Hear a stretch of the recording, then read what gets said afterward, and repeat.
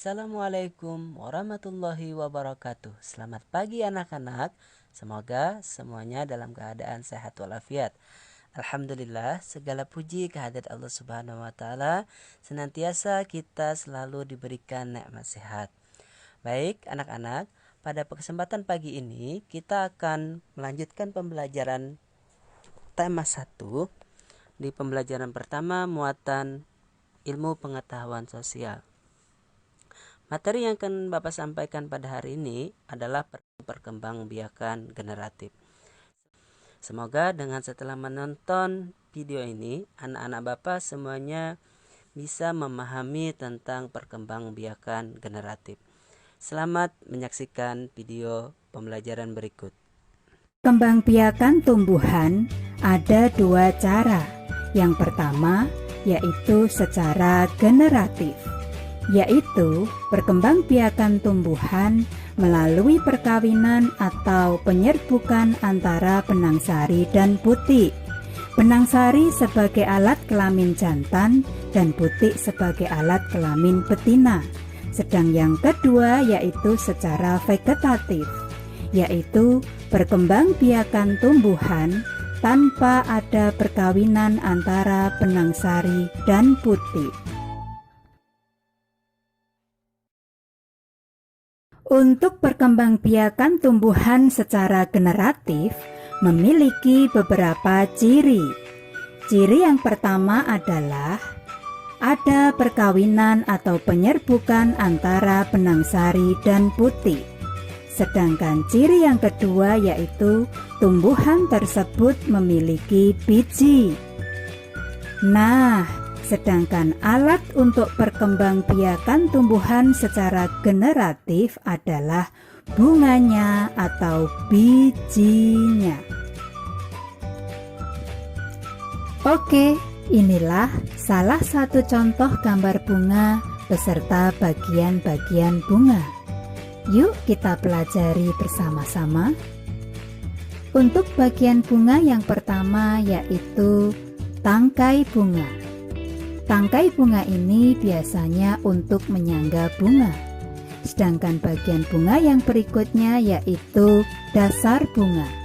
Dasar bunga ini adalah untuk tempat melekatnya kelopak, mahkota bunga, dan bagian-bagian bunga yang lainnya. Sedangkan bagian bunga yang berikutnya yaitu kelopak. Kelopak ini biasanya digunakan untuk melindungi bunga saat masih kuncup. Sedangkan bagian bunga yang berikutnya yaitu mahkota. Mahkota ini merupakan bagian bunga yang paling cantik dan sebagai perhiasan bunga. Nah, inilah yang dinamakan dengan benang sari. Sebagai alat kelamin jantan, inilah yang dinamakan butik sebagai alat kelamin betina. Di dalam benang sari ada serbuk sari. Serbuk sari ini bisa terbawa oleh angin atau kupu-kupu atau lebah. Dan mereka bisa jatuh di atas kepala butik. Dan peristiwa inilah yang sering sekali kita sebut dengan peristiwa penyerbukan. Setelah terjadi penyerbukan, maka mereka akan menuju ke bawah ke bagian bunga yang bernama bakal buah. Dan di dalam bakal buah inilah terjadi perkawinan antara benang sari dan butik, sehingga akan menghasilkan buah dan biji. Dan biji inilah yang bisa kita tanam dan akan menjadi tanaman baru. Ternyata penyerbukan itu ada berbagai macam jenisnya. Yuk kita pelajari bersama-sama. Penyerbukan yang pertama yaitu penyerbukan sendiri. Penyerbukan ini terjadi pada satu buah bunga saja. Jadi benang sari dan butiknya ya berasal dari bunga itu sendiri. Sedangkan penyerbukan yang kedua yaitu penyerbukan tetangga. Terjadi pada dua buah bunga tetapi masih dalam satu pohon. Sedangkan penyerbukan yang berikutnya penyerbukan silang. Penyerbukan ini terjadi pada dua buah bunga yang berasal dari dua buah pohon tetapi masih sama jenis dan varietasnya. Contohnya penyerbukan bunga mangga madu dengan bunga mangga madu yang lainnya yang berbeda pohonnya. Karena mungkin mereka letaknya masih berdekatan. Sedang penyerbukan yang terakhir yaitu penyerbukan bastar terjadi pada dua buah bunga yang berasal dari dua buah pohon tetapi berbeda varietasnya. Contohnya penyerbukan mangga madu dengan bunga mangga golek.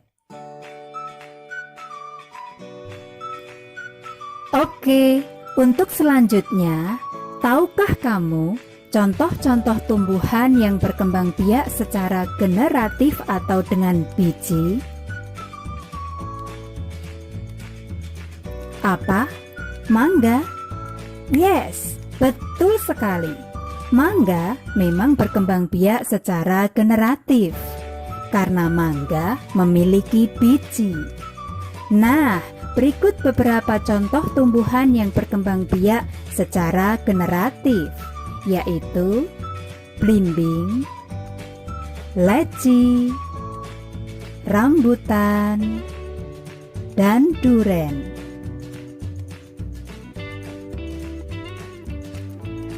Nah, sekarang ayo coba temukanlah tumbuhan yang lainnya yang berkembang biak secara generatif atau dengan biji. Jangan khawatir, jika kamu mengalami kesulitan, bertanyalah kepada orang tuamu atau kepada gurumu. Pasti mereka dengan senang hati akan membantumu.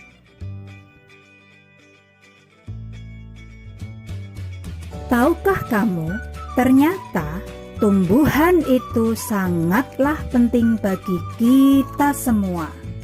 Oleh karena itu, mari kita jaga kelestarian tumbuhan dengan cara mengembangbiakkannya. Lalu, bagaimana caranya? Itu mudah sekali. Caranya, di saat kamu habis makan buah, jangan lupa tanamlah bijinya. Dengan begitu berarti kamu telah mengembangbiakkannya. Oke, kamu pasti bisa. Itulah tadi penjelasan tentang perkembangbiakan generatif pada tumbuhan. Untuk selanjutnya, kita akan melakukan kuis yang Bapak siapkan melalui Google Form. Jadi silakan dijawab pertanyaan dengan benar dengan link yang sudah tersedia. Terima kasih. Semoga pembelajaran hari ini menyenangkan dan anak-anak Bapak selalu dalam keadaan sehat. Terima kasih. Wassalamualaikum warahmatullahi wabarakatuh.